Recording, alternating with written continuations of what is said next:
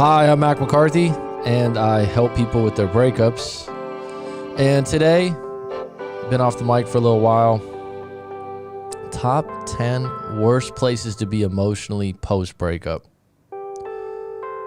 And this is one of those things where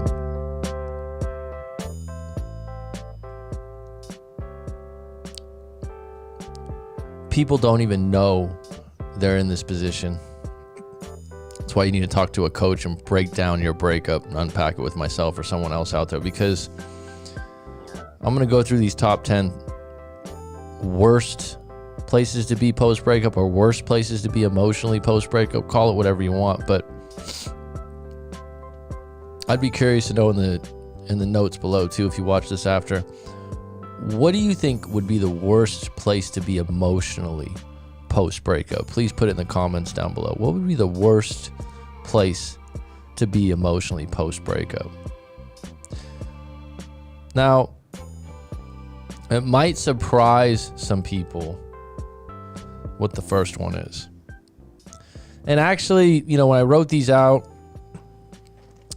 I don't know what would be number 1, number 2, number 3, number 4, because it's just an opinion. Because they all hold weight in the world of not a good place to be post-breakup. And a lot of people are like, oh, who likes to break up? Who feels good when they break up? Well, there are some breakups out there where people leave and they go, all right, I'm at peace with why we broke up. It hurts. It's not good. I don't feel good, but I'm going to be okay. But one of the ones that stands out to me when I get a letter that's sent into writemac.com or a story is when someone's tone is desperate. Desperation, to me, I read it and I'm annoyed, because all it is me. And usually a lot of times I've noticed that people that are desperate that send in their stories, they don't want to pay either.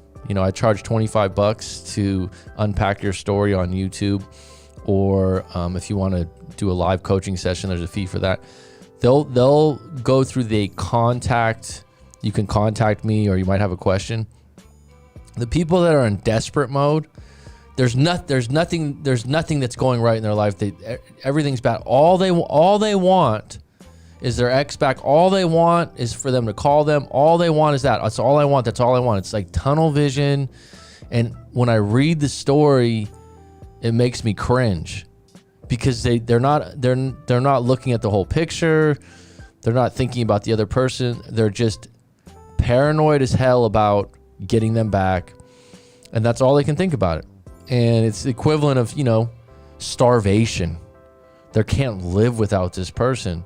And if you're in desperation mode post breakup, there's not many times that I'll say that there's basically no chance of getting back together, unless you have someone that's extremely attracted to pity and is scared that you might hurt yourself, or is scared that you might not be able to live without them.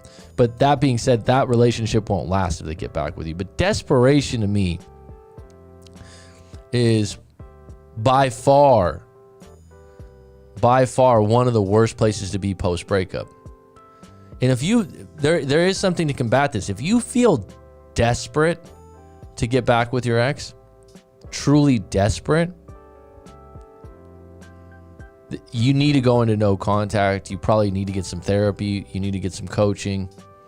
You need to get to a place where you actually identify that I'm desperate right now. Is this really going to work? I mean, you have to catch yourself and go, wait a minute. I'm acting extremely desperate right now. And it's not attractive to men or women. It's pitiful. And recently, the reason why I brought this up, recently I had a past client contact me, and they're in a situation where their ex keeps calling them, and for a while use some manipulation tactics of, telling them that basically telling her that, she's done this, she's a bad drinker, she's gotten fat, putting her down over and over again. And it worked in the past. It would make her feel lower and it would get her attention, and somehow it worked. And now it's no longer working. So guess what? This individual has gotten so desperate that she blocked him. This is desperation 101. If you've been blocked, right? First of all, someone said you need it. Someone says, let's just say a woman says, I'm done with you. Number 2, I'm seeing someone else. Number 3, stop calling me. Number 4, I'm getting scared now. Stop calling me. I'm going to block your number. Number 5, they call you anyways from an unblockable number, or however that works. That's desperate. You've gotten to a point in your desperation where you're never going to get that person back. Now you're a psycho.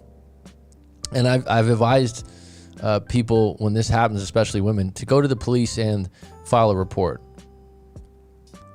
Now, the individual that I was right on, Double G. What's up, Jesse?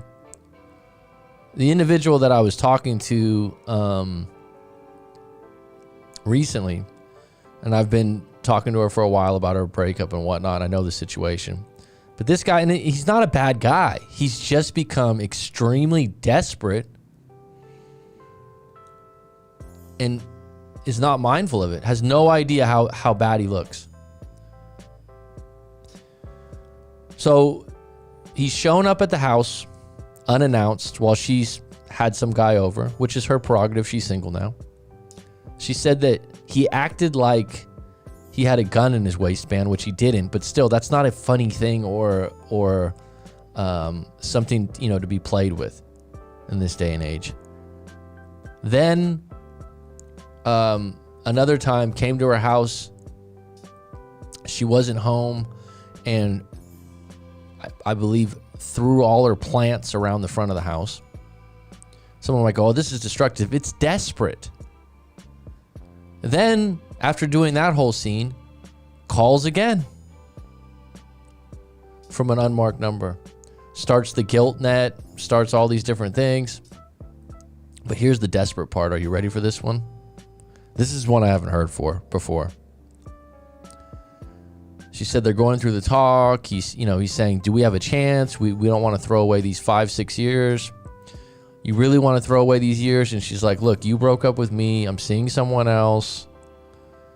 I'm sorry. We're done. I'm sorry. We're done. Right? Keeps on. So he goes, you know what? I didn't want to tell you this, but, last time we hung out, you told me like I looked down. And she goes, yeah, you look down, And this individual just lost a family member. So she was saying that, she's got compassion for him. So she's more willing to hang out because she understands, right? So they're hanging out, and she told me he kept trying to hook up. And she's like, look, I told you we can hang out. I understand you're in a down place right now, but I'm not hooking up. We're done. If you want to hang out as friends and talk, it's fine, but it's not going there. So the time that he calls her a couple, I think it was a week or 2 weeks later to, try again out of desperation, he drops this little gem on her. He goes, when I was really down, actually, I was seeing another woman, and she got pregnant, but she lost it. It gets better. He's telling his ex-girlfriend this, that he wants to get back with. What? But he goes a little further and he says, and I was really sad because I was thinking, if we had that kid, you'd be such a good mom, or you'd love that kid so much. And my client's like, what? What did you say? It's like, whoa, you took it, delusional desperation. And my client was telling me recently, she's like, you know what? Listen to this part though. You think to yourself, why would someone say, Why would someone go that far or say that? Desperation. But she told me, she goes, I did want to know who it was. I said, see, it worked. She's like, what do you mean? I'm like, it's not going to get you back, but it got your attention, right? Because you started asking questions. Who is this? I said, honestly, if I had to bet, it's not even true. Honestly, I bet he's not even dating another woman. Because I'll tell you this. I've been in these situations post-breakup, right? I've been in a few post-breakup situations. If you're seeing another woman, if you're sleeping with another woman, you don't tell your ex. Number one, it's just flat out mean in a lot of cases. Number two, you're looking for a reaction. I find it to be desperate. And if you're really moved on and doing that, why would you want to cause drama to the girl you're seeing now? And if you're attempting to have, I don't know, both of them, if you want to be quote unquote a player about it, which is fine, that's your prerogative, go for it. You wouldn't divulge that, would you? It's idiotic. She was talking to me today, and she was, basically saying, but I still want, I go, I don't even think it's true. What's the gain in dropping that? Oh, I was really down. I think I got this other girl pregnant. Why would you tell your ex you're trying to get back that? It's just a desperate Hail Mary, last draw. How can I? And I said, it got your attention. It got you thinking. It created an open loop. You're like, who is this? Right? But sometimes the stories I get, and like I said, a lot of times it's someone that doesn't want to pay. They're the most desperate. You read the tone, right? Writing has a tone. That's why it's really good to write your story. There's a tone. Sometimes people are positive, sometimes they're negative, sometimes they're confused, right? But the ones that, please help me, they start the sentence off, please help me. I can't live without my ex. I can't do this. I can't. It's just like, wow. Wow. You need to get yourself back on deck if you're in that position. Desperation is, like I said, if you're in that position where you feel like you're so desperate you would do anything and you're looking for anything, look out, because you're about to get hosed online. You're gonna buy, the X back factor for $90. You're gonna spend probably a couple grand online on different snake oils that will bring your ex back, because you're susceptible to anything and everything that'll tell you that. And the reality is, every situation is individually different and unique. And just having that approach, you already lost. You already lost.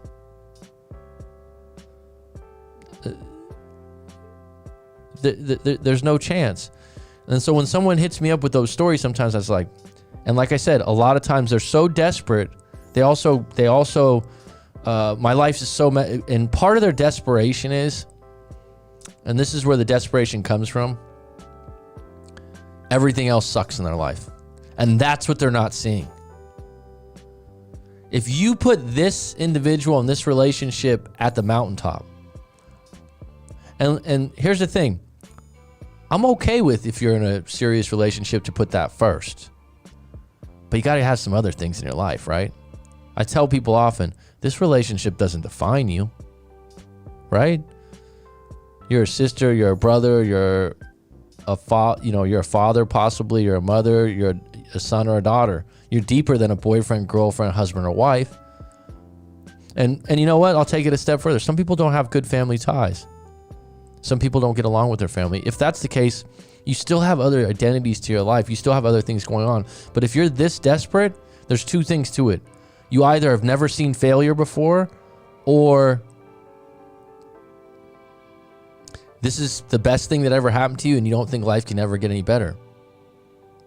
And sometimes I look at that and I'm like, I don't know if I could talk you out of that. I don't know if I can talk you out of that. You need to get to a place where you go, I want to work on this and I have some responsibility in this. Desperation has no responsibility. The person says, I'm not taking responsibility or accountability for anything. I just want them back, no matter what. Right? Now, I had a client recently that he basically said he caught his wife of 5 years. I shouldn't say caught her cheating, but caught texts and could tell something was going on. She wasn't she wasn't coming home at night. Red flag. She was hanging out with friends that were single while he was home watching their kid. They had a 4-year-old kid, and it mounted, and they finally had the talk. And she said, "Look, I don't have the feelings anymore. Look, I don't, I am talking to someone else." She even showed her text messages with this other guy, blatantly showed him that she's seeing someone else, and he felt desperate because he was like, "Look, I don't care that you've been fucking around or seen other guys. I just want you back. So whatever it takes, I'll just, you can go out with other people, you can do this." But you could tell when I was talking to him, he didn't like feeling this way, but he knew, like, I feel like there's nothing I can do about it. Now, since then, we did a coaching session, we broke some things down, and actually they regenerated some things in their relationship, and they're still together. I don't know where it's headed, but you need to get out of it. If you feel desperate, it's not the time. It's not the time to even have a conversation with your ex. Talk to a coach, talk to a therapist, talk to a friend you respect. You love Mex? Yeah, she was open to even admitting, yep. Sometimes people in relationships and breakups, and I've had this happen in a personal relationship of mine in the past, they don't want to be the bad guy. So they'll keep doing bad stuff, and they know they're doing wrong stuff, and they're daring you to be the bad guy and break up with them. And if you don't do it and you keep taking it, eventually they're going to put it in your face and go, "Look what I've been doing. Are you going to take this? Are you going to step up to the plate and, have a problem with this?" Because it's pathetic. All right, the worst place to be post-breakup, number 2. And I wouldn't put these in a particular order of what's most important and what's not most important. Just being needy. And this applies especially to men because this is women repellent. Women, I don't know a woman out there that says, "Oh, I like a needy man. Oh, it's just great." Although I will say that women will train a guy to be needy. They will put a guy in a place where they encourage that behavior without knowing it. But needy behavior, if you're at a point where you're calling, texting, you're offering gifts a lot, even though you don't agree with them, you agree with them. That's a big one. And you see this a lot. And because guys, a lot of times post breakup, they just want to make up. They just want to get intimate again. Can we just get back together and not talk about this anymore? So in the wake of that, they'll go, "Okay, let me just take you out to dinner." Oh, you some guy recently just even told me, he said, an ex came up out of nowhere and they have been back into contact. And she said, "Hey, look, can you help me out with some of my bills?" And I said, "Well, is it your pleasure? Number one, is it your pleasure to pay her bills? I mean, you know her better than I do. Are you reading this situation that this is just a money grab for her, or is she sincerely in trouble and you want to help her?" But if you right now go, "Oh, I'll pay your bills," I mean, are you doing that with the intent of getting something back? Neediness, though, from afar, when people witness it, it's bad. And personally, I think it's not said very often for women, but there's a lot of needy women out there. And some men will deal with that because a lot of men feel like that makes them important. It makes them needed. And a lot of guys, a lot of guys like to feel wanted. They like to feel that you need them, that they're the leader. So it doesn't transpire in the relationship the way it does with men and women. That being said, there's plenty of men out there, me included, that neediness from women gets extremely annoying, and it's just not something I find attractive, especially long term. Number 3, you're gonna like this one. By the way, you love mix. I agree on social media, but I'll get to that in a little bit. Number 4, the worst place to be post breakup. You hate your ex for what they did to you. Now, sometimes people have a really good case. They stole your car. They hooked up with one of your friends. They cheated on you is the big one. List goes on, right? You hate your ex for what they did to you. Think to yourself right now, if you're on deck on the live stream, has there been a time where you felt this way? You hated your ex for what they did to you? Or you saw a friend or family member maybe do this where they just hated the ex for what they did? Now, if you're in this position, you need to go no contact. Probably need to unpack it with a therapist and coach, and you need to find a way to be at peace with it. You don't need to forgive them. People did something wrong to you, you don't need to forgive them. At some point, hopefully, time heals everything and you will forgive them. Right?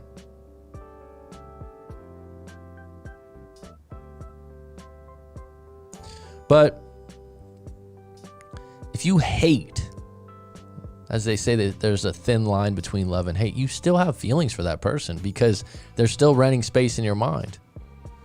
You don't really get, when you get to a point where you really are indifferent or you just stop thinking about the other person, a lot of times it's because you met someone else or you realize you just don't really need them. But you hate your ex for what they did to you. And I would say that probably one of the toughest ones is if you feel like you got cheated on and you were the last one to know. So I think one of the tough ones is if someone cheated on you with people they work with, or people, more than one, an individual they work with, and you've met that individual before, that can be a bit humiliating or embarrassing that you've actually broke bread or shook that person's hand and you've been seeing that person. That's the grounds for someone to say, wow, you did that to me. But at some point you got to go, you didn't do that to me. You just showed me who you are.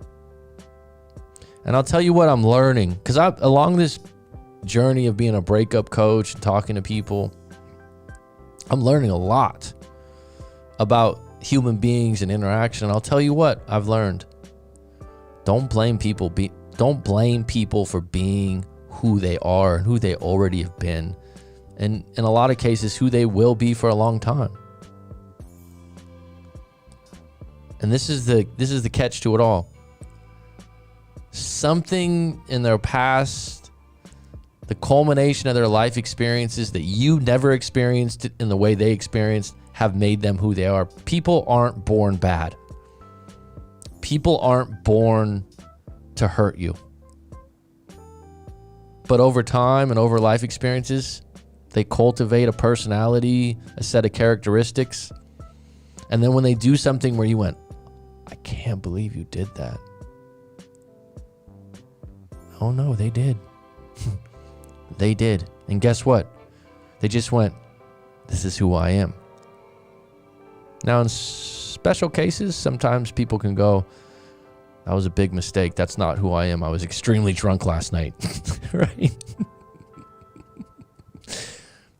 And you have a choice to go, yeah, I don't think that is who you are. I think that was just a mistake. But you hate your ex for what they did to you. You got to ask yourself, that's my clarity. You just told me who you were. Can I blame you for who you were? Did I grow up in the same lifestyle you grew up in? Did I grow up with your parents, your trials and tribulations? Someone might go, well, that's not an excuse. I don't know if it's an excuse or it's just the reason. Regardless, at some point, you got to dissipate the hate. Number 5, you want them back. You want them back. This is a big one. You want them back and don't understand how they can't see things your way. We've been together 8 years. We've been through so much. I don't understand. Why are you giving up on this now after all we've been through? I had to move for a job and you didn't want to move with me. I don't understand why you wouldn't do that for me. I'll never forget one of my early clients years back when I first started coaching. Great guy. Actually just got married recently.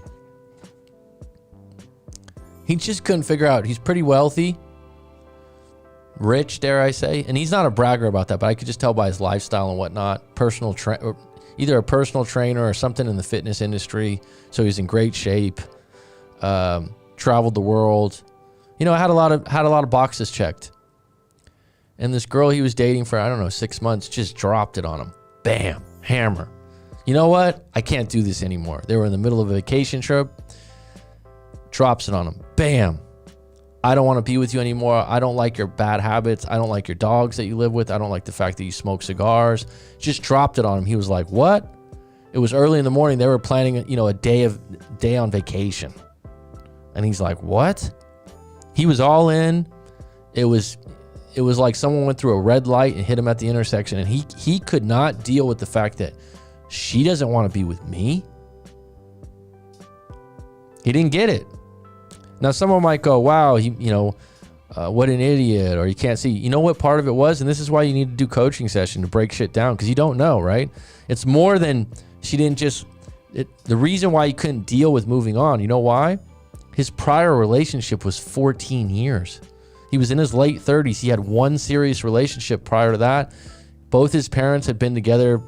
I believe his father had passed away, but they had been together forever. His mom never remarried. So what's his model of relationships? Oh, once you like someone, you start dating and you're together. You ride it out.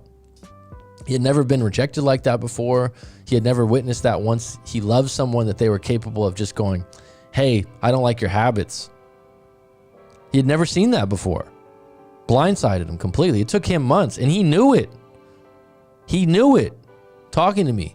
And it took him months of talking to me and, going in and out of scenarios and being there for him and basically saying, you know what?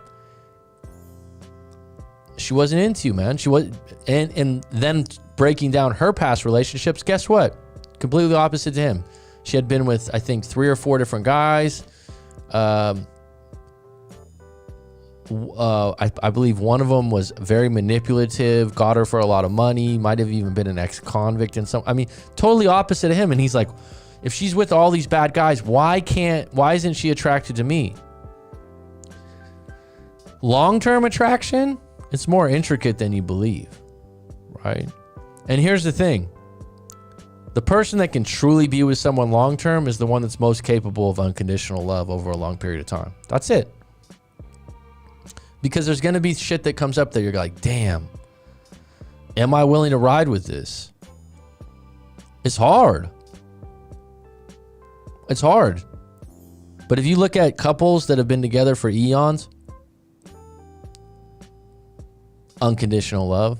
At any, someone might say, oh, it's hard work to be together this long. And then someone else might be like, oh, relationships should never be hard work. Whatever. That's your model of relationships. This is what's dangerous about everyone goes, oh, well, I've heard this, I heard that. What's your model? I don't know. I heard recently on a Tim Ferriss podcast, he interviewed this woman named Dr. Sue Johnson. I'm not familiar with her. Sounded like a lovely lady, very knowledgeable, PhD. And she had this model of like hold me tight conversations and how marriage is supposed to be and this and that. And she made some good points. I liked her. I liked it. But it came up to me. And this is the thing. You could follow Sue Johnson or her methods and you could say, I think her book's called like Hold Me Tight Conversations, and some of her methods and some of her ideas, and it still doesn't work because you don't line up with Sue Johnson's values and morals. It's that simple, right?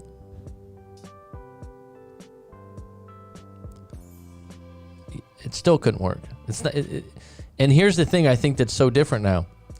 I just think that people aren't as willing as they were when marriage first started to eat shit sometimes. Maybe I shouldn't use those terms. Right? I just don't think that people are willing to go through the trials and tribulations as much because we're not bred that way anymore. So when you say, oh, you got to work through it and you got to have these conversations at 11 o'clock at night about your feelings and be vulnerable. Sometimes people aren't up for that. They don't want to have those conversations. Oh, well, that's what they have to do to make it work.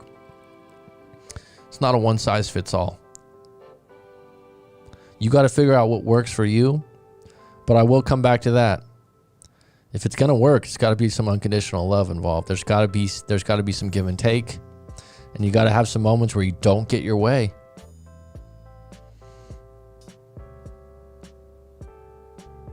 Number 6, the worst place to be post-breakup. They said something you can't let go of. Now, this one might be... words hurt people. Sticks and stones may hurt my bones, but names will never hurt me. It's not true. Names hurt people if they hit a note, if they hit some insecure spot on your spine.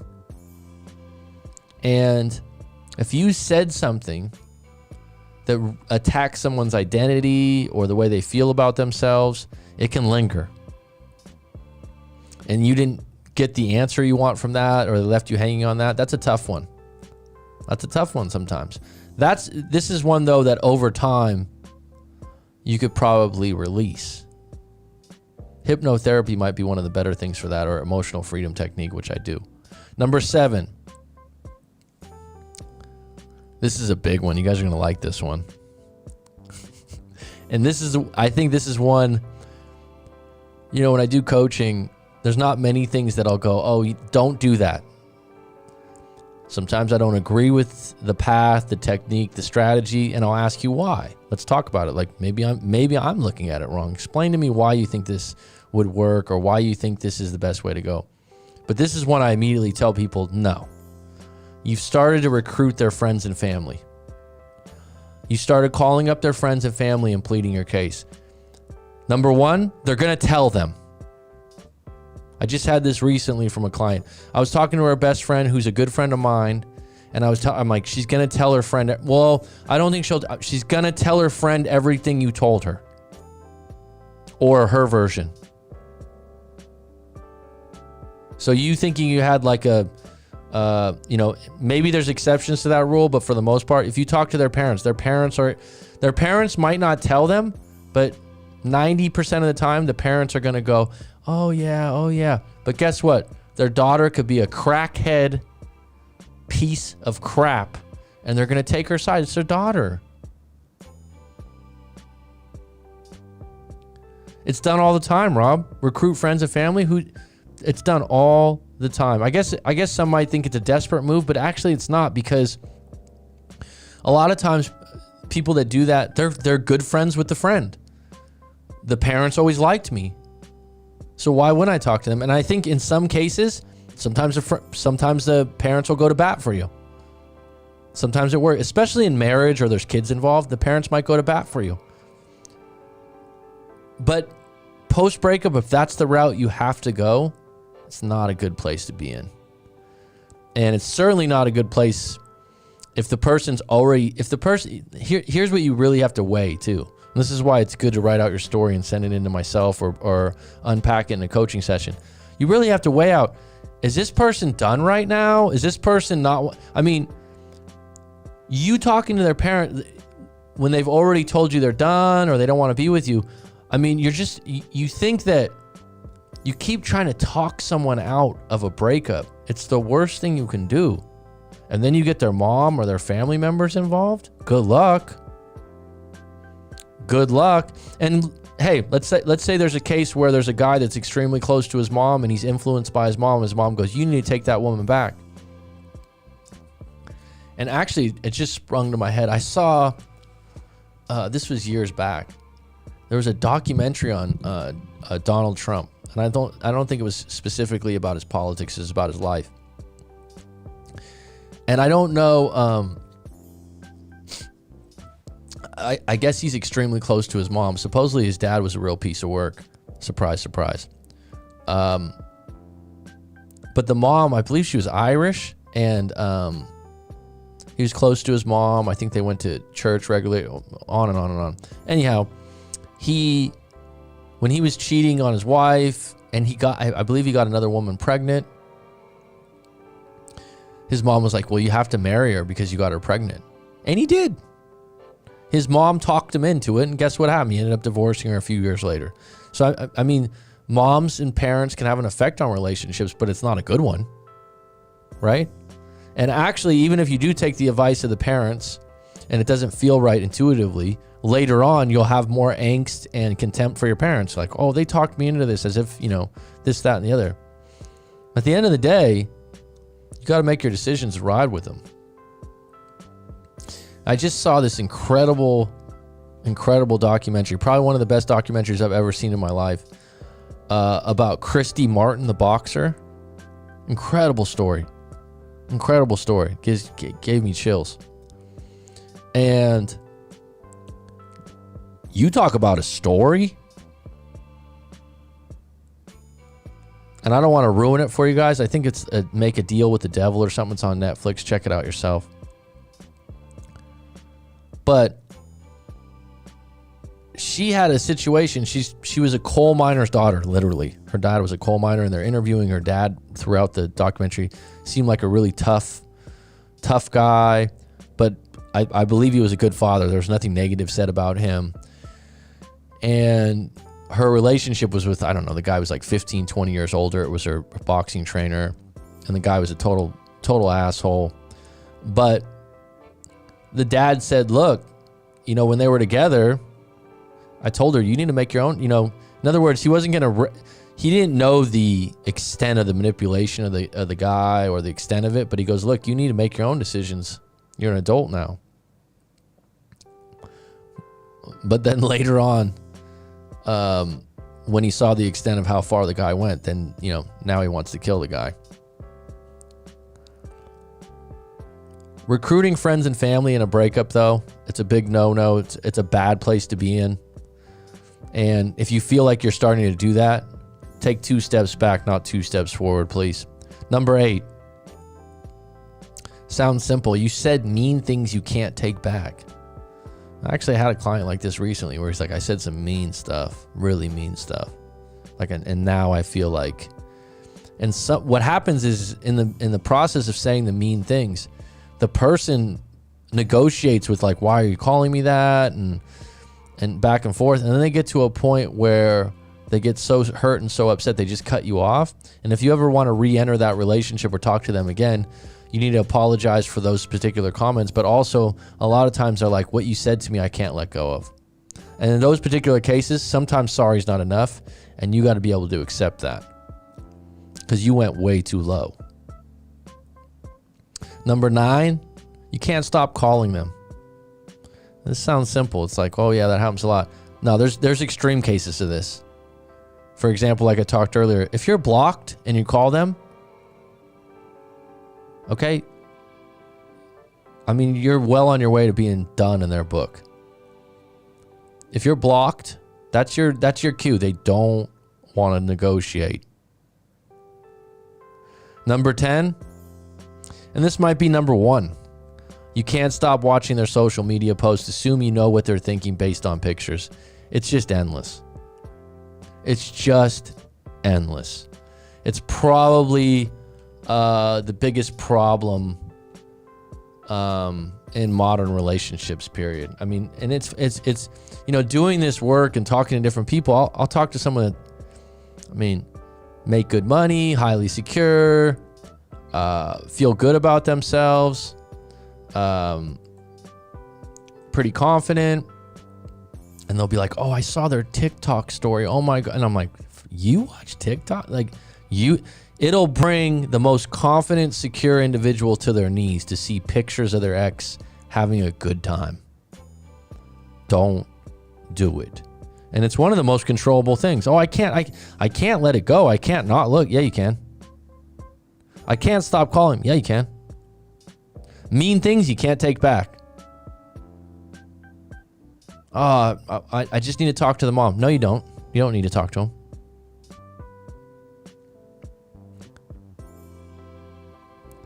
I just can't let go of what they said to me. Yeah, you can. You just won't. They just don't understand. They can't see things my way.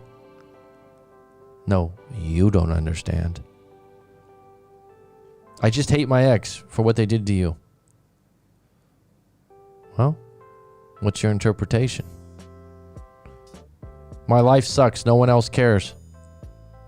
That's your problem, not theirs. And the crazy thing, needy and desperation, the reason why they're so bad, people can't even see it. They just act it out. They don't even think they have a problem. They just think that I deserve more. Right? All right, folks, I'm going to be on for a little bit longer. It's been a while. It's good to get back on deck here. If you have any questions, Rob, good to see you. Sabina, great to see you. Social media, yeah, there's going to be camps for people that have social media issues. Seriously, there's going to be rehab centers for social media addicts. I've even thought about this before. Tell me this wouldn't be a bad idea. Like, let's say you had a downtown or a college area, right? And you had quiet rooms. I've thought about this before. What do I mean by that? A lot of people are triggered by the environments they live in, right? So you walk into a coffee shop, you walk into your home, and you don't even know it, but you have a set of things that you do.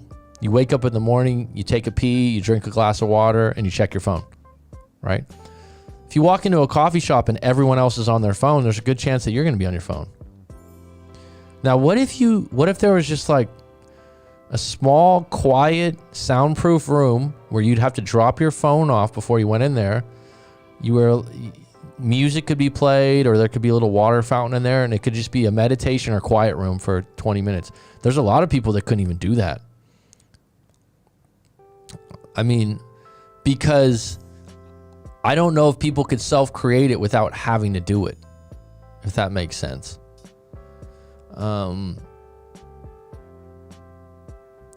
Because in your house, you don't have, every room has a TV outlet, your phone, you don't even know you're doing it subconsciously.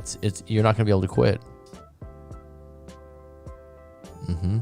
Well, there's a good friend of mine who basically does social work for rich people, is what I say, and deals with teenagers and even people in their early 20s and families. And a lot of times it's dealing with drugs, surprise, surprise, or alcoholism, but drugs are the big one.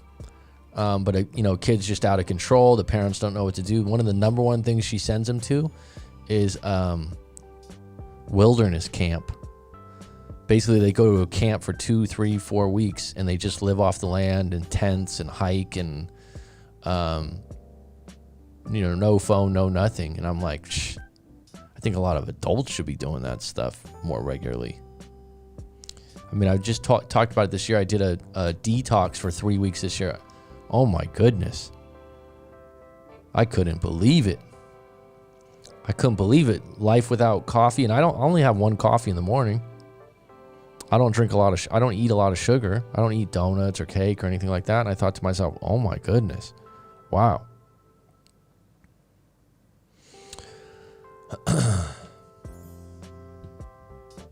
Send them to the U.S. Army.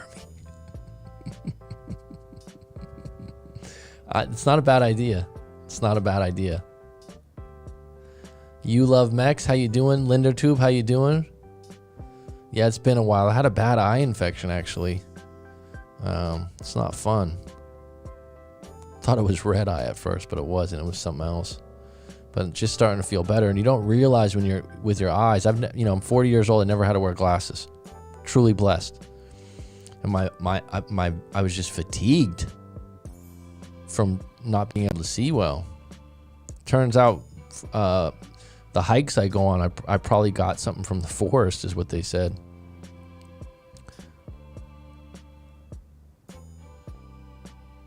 Sucks finding out who they are when they made you believe they were someone else, or they were someone else when you first got with them.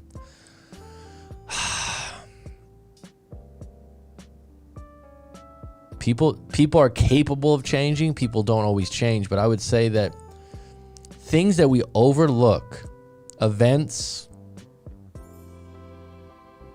a conversation at the right time in the right place, can trigger or domino someone into a new behavior or a new identity, sometimes quite quickly. And someone's like, how did this happen? If you connect the dots backwards, you're like, okay. And I do it all the time. I'm like, just had a client recently. This is a good example of how words affect people. 8 on deck, 3 likes. I appreciate it. If you want to make a donation, that's appreciated also. If you don't, it's all good. I'm glad you guys are riding today. So this guy I was talking to, he's been divorced 10 years. They have a daughter together. It's pretty good. He's not bitter. He's had, I don't know, 3 or 4 good relationships since. He was actually talking to me about a different breakup. But like it often happens in these coaching calls, we get into more things than just a breakup. And you know, a lot of people go, you know, you're more than a breakup coach. I am. But this is a good time. This is a good time to unpack other things that are bothering you. So basically, he goes, you know, I think I might be borderline disorder, such and such, right? The BD, what is it called? BBP or something like that. And so I said, okay. Why do you think you're that way? Well, you know, sometimes I get really angry, and I think that, you know, this, that, and the other, this, that, and the other. And then this is what I dropped. Who told you that you were this, that you had this? And he went, and I know, because he told me earlier that his wife was a PhD. She had a pretty big wig job. She's a therapist of some sort. And he goes, I go, was it your, and he goes, my ex-wife. I go, the PhD? He goes, yeah. And I said, she said this, you know, before you were getting, he goes, yeah. I said, has anyone else ever told you that you're this? No. Okay. And this happens actually a lot. Someone that has a PhD, or this is why I just don't like labels. This guy, from what he told me, he gets angry sometimes. He gets annoyed. He gets inquisitive. I think if he would have had full on, I guess, BPD, don't you think someone else would have identified it, or he would have lost jobs over it, or other women would have broke up with him over it? You know you see what I'm saying?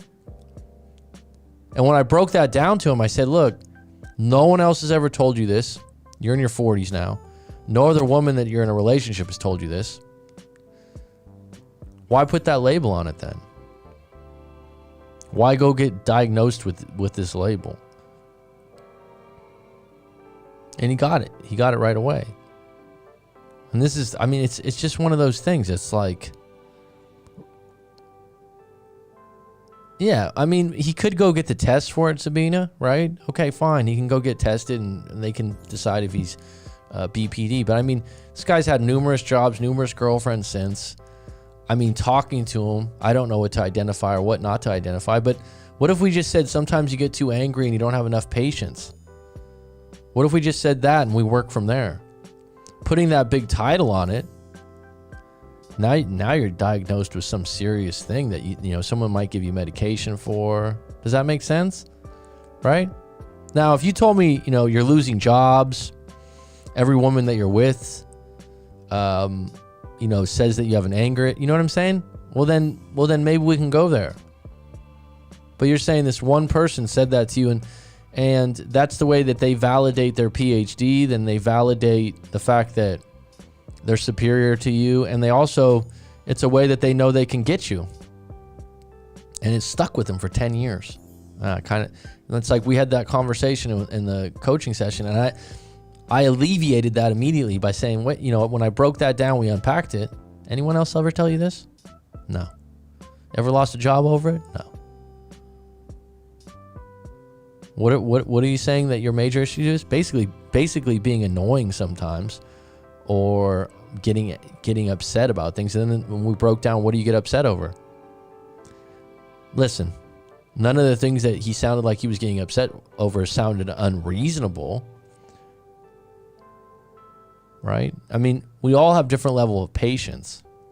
Now, if you want to work on your patience, meditation, yoga, exercise. Oh, that's what everyone says. That's what it is. What other answer do you want? You want to take some pills? Go ahead. I don't know. I don't know. You got to be careful with people throwing a label on you, though. You really do. Or this is a big one too that I found. Someone finds what you do to be shameful or upsetting to them, so they somehow make you a bad guy. Mac, when you quit sugar and coffee, you have BBT for a week? No, man, it was. I was just surprised by how much fatigue I had. I had fatigue, man. But I also was only eating a few different vegetables, so it was kind of an extreme thing. Great experience though, because when you come out of it, you're like resurrected. Not just more mentally than just health wise. I would probably do it again. And I mean, that first coffee 3 weeks out, oh my God, heaven. Like the smoker who's in denial of long-term health issues. All right, any questions? Sorry for being off the mic for a little while. I kind of like doing this no camera. What do you guys think, no camera? I think the feed comes in cleaner and not on delay.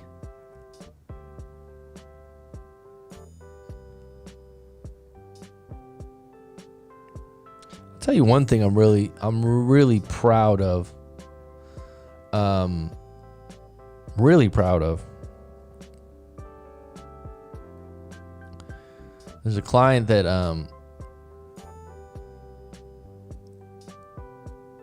he just emailed me yesterday. I haven't heard from him for, I don't know, a year, give or take. And I now doing this for 3.5, 4 years. I get this. Someone comes out of the blue.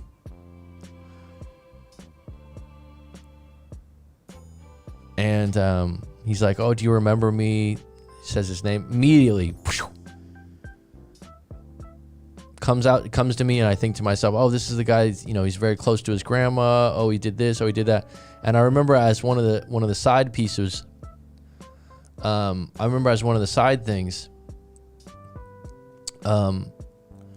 He was really desperate. He was really, really desperate to get his ex back, and he was obsessed. And it was really good to break it down with me, because sometimes some of these people that are in their early 20s that contact me, they're really receptive to listening, and it's a good time in your life in your early 20s. No offense to anyone that's older than that. But you know what I mean. In your early 20s, sometimes you can make a lot of mistakes just by being stubborn and thinking you know more than you know. And so I had told him, we were talking, and just like a lot of people out there, I think his father was absent and some other things. And I said, "Hey man," I said, "why don't you, you're really obsessed with getting this girlfriend back and whatnot." And she wasn't a bad girlfriend. He was actually the one that was in the wrong, because he was being annoying and needy and whatnot. But I said, "Why don't you do some charity work?" And I'm not familiar what it's called in some areas, but I said, why don't you do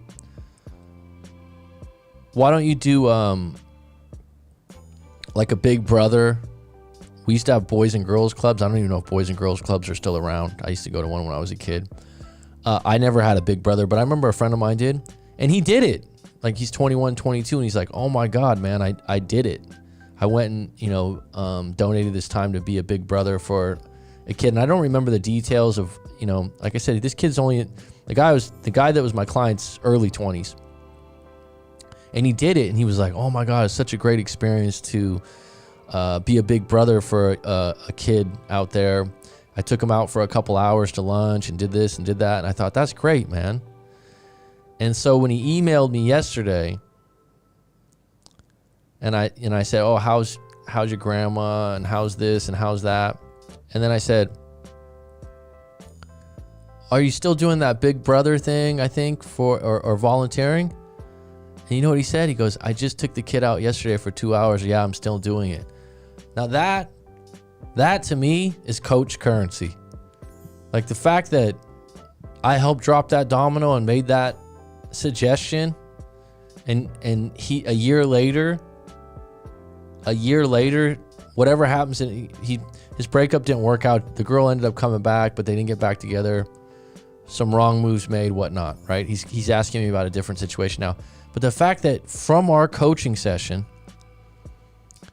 you started being a big brother in your community for that program and volunteering, and you're still doing it a year later, oh man, beautiful. This is what we all need to do a little bit more of, right? These little things, these little dominoes, instead of going around like everything right now is reacting to the same news. And I almost got caught in these reaction videos. A friend of mine's like, you got to do reaction videos. I'm like, I could do reaction videos. I could do that. But everyone's focused on spectator, critic. Now, some of you might think, as a coach, maybe I'm being your critic. Okay, I've been a teacher for years, and that's part of being a teacher I kind of didn't like, is giving you points for your work all the time and being a critic to everything. I kind of like just talking and lecturing and making a connection and maybe making a suggestion or a point that stays with you, that resonates, that helps you out later on in life. And my point is, this guy that's telling me, I don't know, year and a half later, that he's still doing volunteer work, and I made that suggestion, oh my goodness. If there was ever a time to pat yourself on the back, that felt good, man. And I just think that it's these little things that add up, man. G Money, how you doing, bud? Pablo Morales, how's it going? Windy Dawn, always a pleasure.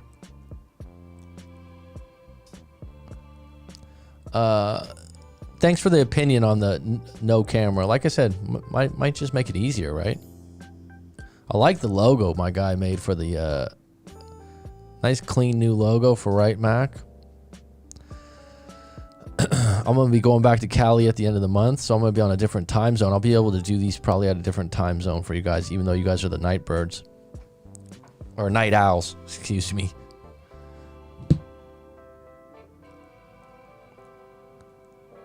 I go different kind of it. Sports, health, related volunteering positions.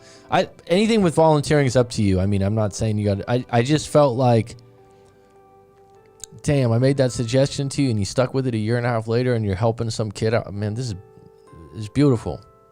It's better than you getting your ex back. What people don't realize is that your breakups are just, they're crossroads, and it jumbles everything up in your life when you get in a breakup. It makes you because we're always looking for certainty, and you have this extreme happiness, hopefully, not everyone. Some people are in sick, shitty relationships and they don't even know it, but everything gets jumbled up and you go, where do I go from here? It's not that bad a place to be. Because a lot of the mediocrity you've been settling for is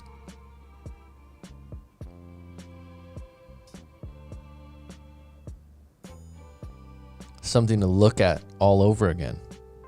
It resets the puzzle pieces. You You look at how many people go, oh, this was a product of my breakup.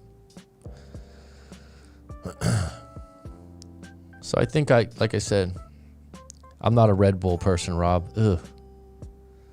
Top 10 best places to be emotionally post-breakup as the next topic? Sure, we could do that.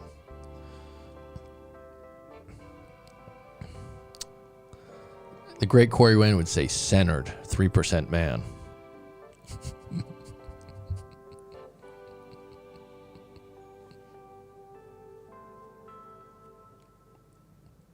Someone was asking me recently, that's a client of mine. They're like, have you talked to Corey Wayne yet? I said, what? He goes, you haven't talked yet? I said, nah, I haven't talked to Corey Wayne. It'd be a pleasure to talk to him, though. It's like all the breakup coaches just have, little powwows. You haven't actually talked to him yet?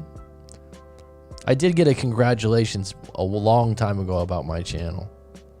That'd be great to do something with him, though.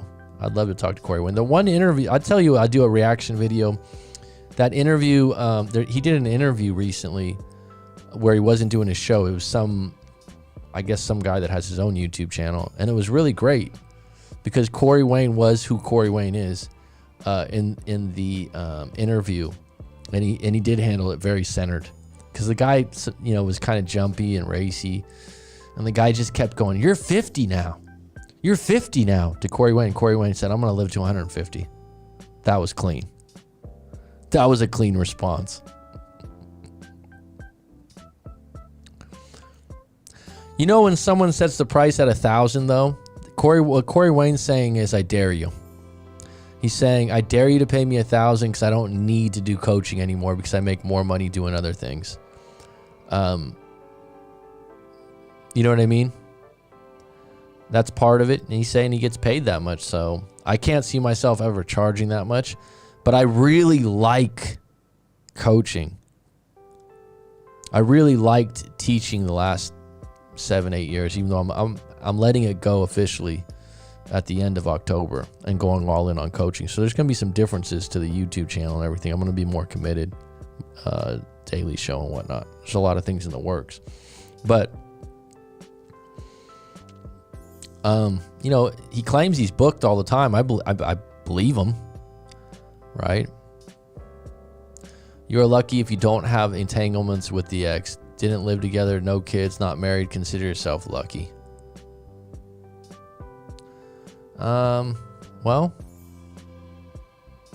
those are all choices, by the way. So I'm not sure if those are all luck. It's so crazy to come back into your life for you to just end up back where you were. I don't understand, Pablo. Can you elaborate?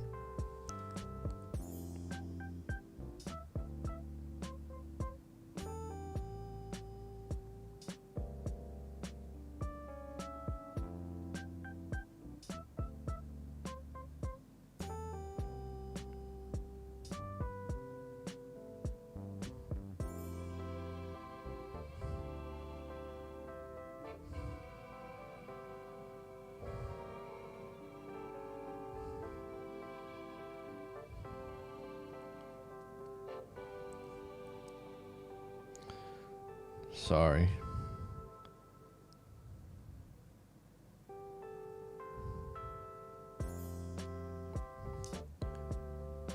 They come back to your life to check on you and then disappear again.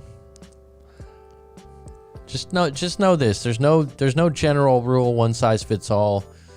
It's something I did in the past before I did this. There's no they, there's no men, there's no women that do everything 100% the same every time in every breakup. August 26th, my divorce was finalized. That same night, she reached out. We spent a whole week together. Well, that's unique to your situation. I'd have to know your story to understand why that happened. People don't realize it until we do live coachings and we really unpack everything. And then afterwards, I'm not lying.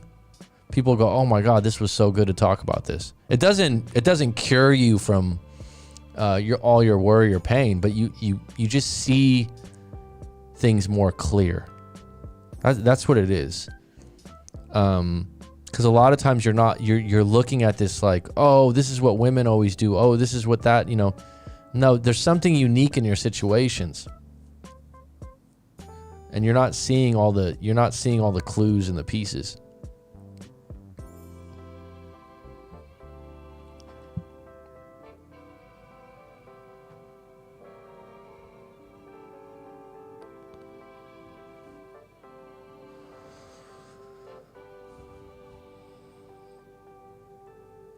Sometimes, something I've noticed too, sometimes some people can come back and they don't want a long-term relationship again. They just want a moment. They miss you and they know that they don't want to necessarily be with you long-term, but this is one of the biggest things I'm going to unpack in my book.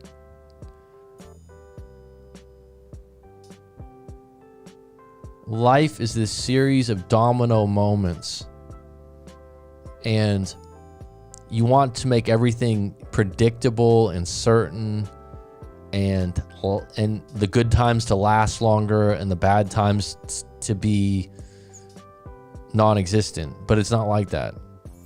It's all related.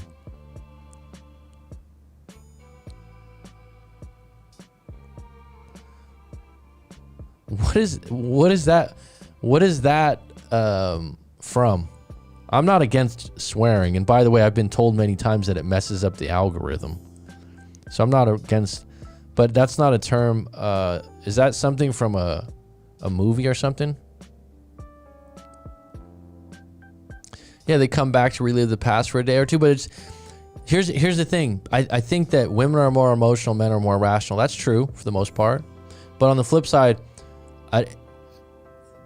something can trigger you into thinking about someone or wanting them back. But a lot of times, if you cross the bridge into divorce, or you cross the bridge into breakup after being together 5 years plus, it's hard to cross it back over. It's kind of like there's been this tug of war going on and the rope broke, and you're trying to tie it back together, and people go, God, I miss you. I miss the love. Or there's a moment where they miss that time with you. Or, for example, let's say someone loses their job. That's when you really value your partner. Let's say you get a bad cold or flu, which isn't very good to do right now. This is when you value your partner. This is when you get vulnerable and want them back. So these moments, they all lead to something next. And this is what I was saying to Clutch, right? And this is what I really believe. Luck, it's just luck. Luck is not determined until you're on your deathbed and you can connect all the moments, dominoes, and dots. Right? Things that you think were really bad, a lot of times turn out pretty damn good. A lot of times they were the kick in the ass you needed to turn your life around. My worst moment in my life in my late 20s that was a bad breakup was way more than that. Guess what? It was a crossroads that, man, did it change my life? Hell yeah. Can I see it going any other way? Hell no. At the moment, oh my goodness, I thought life was over. And guess what? Since that bad breakup, I've had a few moments that were pretty dark and bleak. Right? And it just all rearranges the puzzle. It all rearranges the puzzle. All the time. All the time. All right, folks, it was good to be on deck today. I'm going to let y'all go. And I will see you maybe tomorrow. I'm going to start getting back into the live streams regularly again. It was good to see a nice group on here. If you want to send your story into writemac.com, feel free to do that. If you want to book a live coaching session, I'm available. If you want to do some hypnotherapy, I just had a client a couple days ago, and we did the hypnotherapy, and he goes, I think I blacked out. And I'm like, no, you probably were hypnotized. And so I sent him over the recording because I make the recording. And he goes, actually, I wasn't blacked out because when I heard the recording, I remember it now. intense type of stuff. All right, folks. Wendy Don, Rob, Lindertube, Sabina, G Money. Take it easy. Take it slow. Pablo, keep being you. Life goes on, my friend. It's just a chapter in your book. Make it a good book. Make it a good book. And a lot of times, guess when the story gets good? Guess when the story gets really good in the movie or the book? It's when you got to cross that bridge, my friend. Take it slow.